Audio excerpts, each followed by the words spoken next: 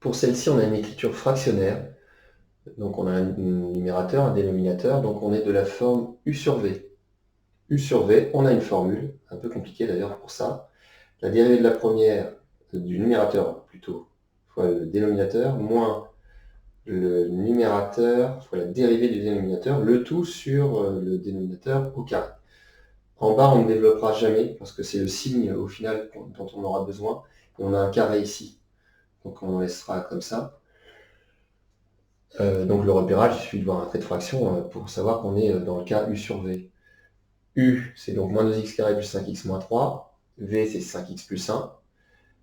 Pour dériver V, 5x donne 5, plus 1 donne 0, donc je ne m'en occupe pas.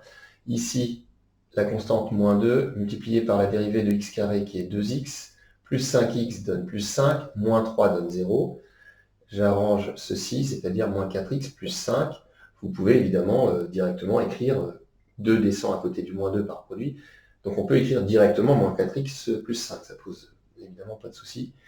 F' de x, alors c'est U' de x, U'V, moins U, V' sur V de x au carré. Si vous ne mettez pas les x, ce n'est pas très grave, du moment que vous connaissez la formule par cœur, U'V moins UV' sur V carré. Ce n'est pas un plus, enfin moi ici il y a une notion d'ordre, et le U est le numérateur. Donc U', alors parenthèse à chaque fois que vous utilisez un des 4 éléments, V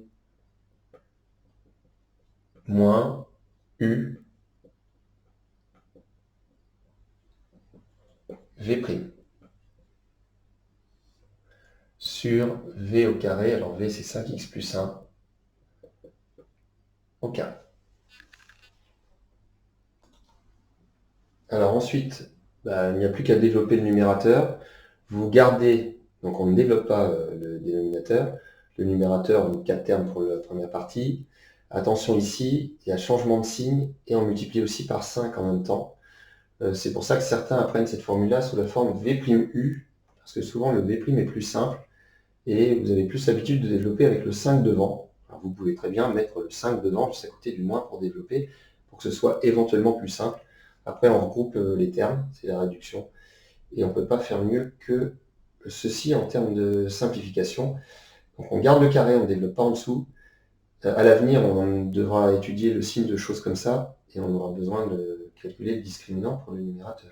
Mais pour la dérivée, c'est terminé.